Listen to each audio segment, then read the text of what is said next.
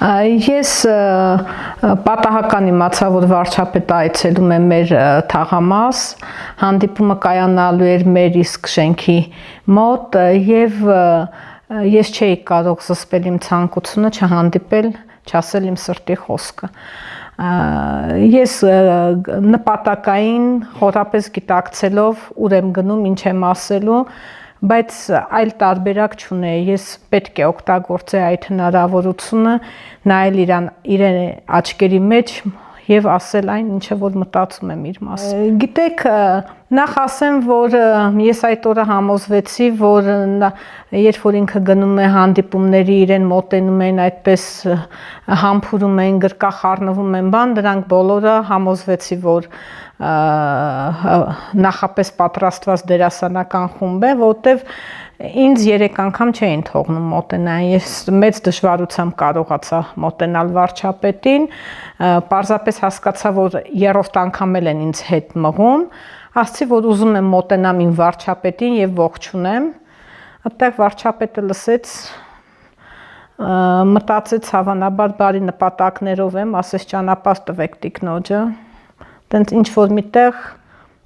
ասենց խափելու մանիպուլյացիա արեցի եւ կարողացա մոտենամ իրեն։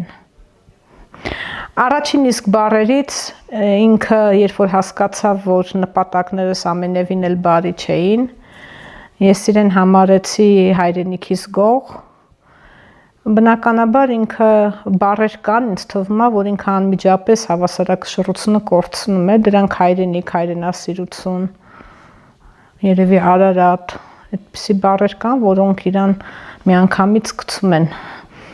իր հավասարակշռությունից եւ այդպես արդեն մնացածը տեսել եք, որ ինքը բղավեց, ինքը սկսեց ձեռքերով շարժումներ անել, հրել, դեղ կողքից մարդիկ կային իր դերասան թիկնապահները, այսպես ասած, որ աղաղակում են, որ խոչընդոտում են իմ խոսքին, բայց ինչքանով որ կարողացա, ինձ թվում է ստացվեց։ Ընդամենը 40 րոպե, 1 ժամ էլ չկար իմ ուշանալը աշխատանքից, անմիջապես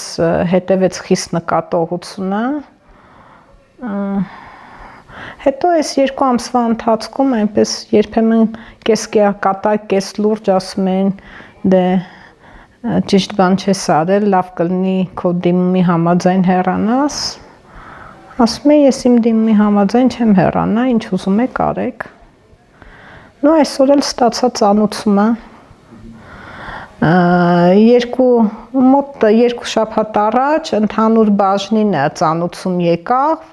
որը սպասվում են կրճատումներ, հիմնվելով այն հանգամանքի վրա, որ ներդրվել է առողջապահության համընդհանուր ապահովագրության մեխանիզմը եւ պակասել են սպասարկող կանանց օբյեկտիվ թիվը պակասում է եւ հարկավոր է անել կրճատումներ, ու իհարկե եթե խոսենք այդ ասպեկտով, այդտեղ բավականին անհամապատասխանություններ կան, դա չկա այդտեղ իրատեսական ինչ-որ միտք, որտեվ ինչա նշանակում կանանց թիվը սպասարկում է, ես նույն ձևով սպասարկում եմ ԱՀ-ով դիմաց կնոջը, այսինքն եթե իրենք հաստիկ են,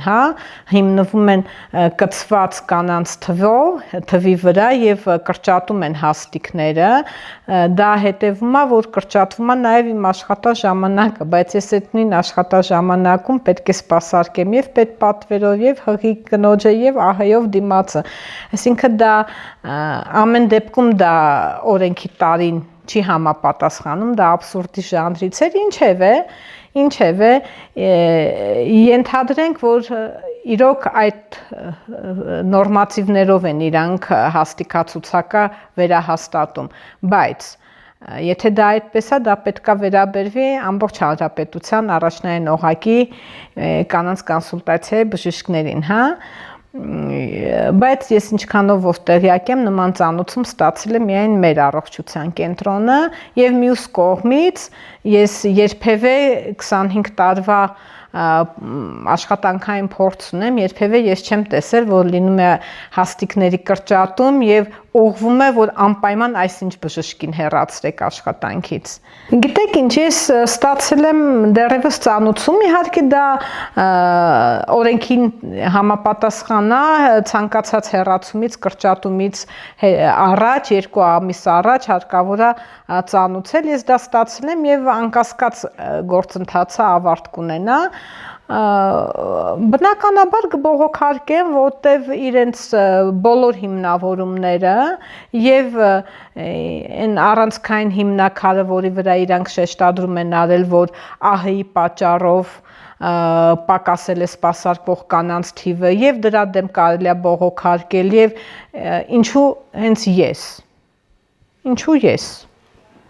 Այսինքն եթե դուք հաստիկ եք կրճատում,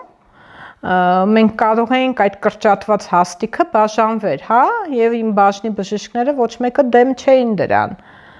քանի խոսակցությունները արդեն զգում էինք, որ ստանալու եմ նման բան, կողմ էին, որ ամեն մեկը իրան հաստիկից մի որոշ հատված կզիջի, որ 4 էլ պահպանվենք աշխատանքի վայրում, ոնց որ բողոքարկելու եմ։ Լուրը իմանալուն պես բաժնի բոլոր աշխատողները եւ բուժքույրերը եւ բժիշկները բավականին ցավոտ տարան։ Հղիների շրջանում ներկա էին հղիներ, որոնք բավականին սենց հիվանդագին տարան, անհանգստացան, բա ինչ է լինելու իրենց ճակատագիրը, ու ես իրենց հանգստացրեցի, որ ամեն դեպքում ինչ-որ միտեղ կաշխատեմ եւ ես իրենց չեմ լքի, իրանք կստանան մինչև վերջ իմ աջակցությունը եւ բժշկական օգնությունը։ Ամեն դեպքում արձագանքները բավականին ցավոտ էին, որի համար ես շատ շնորհակալ եմ իրանց, ես շատ զգացված եմ եւ ելի եմ ասում, իմ բաժնի բժիշկները բոլորը պատրաստակամություն հայտնեցին, որ կրճատվելա, մենք բոլորս ամեն մեկս մեզ դրույքից կհրաժարվենք ինչ-որ մի հատվածից, բայց որ դուք էլ մնաք, բայց ծանուցումը այդպես չի եկել, ծանուցումը ուղղակի ուղղված է իմ դեմ, անգամ նախ բաժնի ոչ մի այլ բժիշկ չի ստացել այդ կրճատման ծանուցումը, միայն ես եւ ինձ մեծահոգաբար այս առաջիկա 2 ամիսների համար տվել են 30 րոպե քիչ աշխատաժամ, որի ընթացքում ես կարողանամ նոր աշխատավայր հայթայթեմ ինձ համար։ Աշխատանքի առաջարկներ ունեմ, չեմ կարծում, որ չեմ գտնի ինձ պատշաճ աշխատանք, նախ ես միշտ ստացիոնարի հետ ակտիվ կապ ունեմ, հերթապահում եմ, չեմ կարծում, որ աշխատանքի խնդիր ես կունենամ։ Գիտեք, ինձ այսօր մի քանի արդեն հարցազրույցներ տվել եմ եւ իմ մոտ մի հարց շատ տպավորվեց, ասցին ցավոտ եք տանում աշխատանքից զրկվելը, ես պատասխանեցի ոչ, որովհետեւ այս անասելի մեծ կորուստների մեջ ես չեմ կարծում, որ սա հարկավոր է ցավոտ տանել, ընկճվել, կոտրվել եւ ինչ որ հետնահանջի քայլեր անել։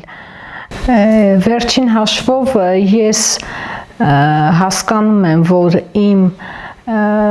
գործողությունների արդյունքում եմ այսօր արժանանում նման վերաբերմունքի, ես չեմ զղջում, գիտակցելով եմ արել եւ չեմ կարծում, որ աշխատանքի այս կորուստը կարելի է համարել դժբախտություն, կարելի է համարել իրական կորուստ, որտեվ ես կորցրել եմ հայրենիք, ես կորցրել եմ եղբայր եւ այսօր ես աշխատանքից զրկվում եմ դրա այդ անարդարությունների դեմ բողոքի արդյունքում։ Ես չեմ զղջում, ես պատրաստ եմ շարունակել իմ պայքարը հանուն արդարության եւ մեր պետականության ամրացման, իսկ աշխատանք ես կունենամ աշխատանք, ես ունեմ մասնագիտություն, ես ունեմ փառք Աստծո սիրված բժիշկ եմ, ունեմ ինձ վստահող կանայք ես կաշխատեմ եւ կկատարեմ իմ բժշկական առաքելությունը։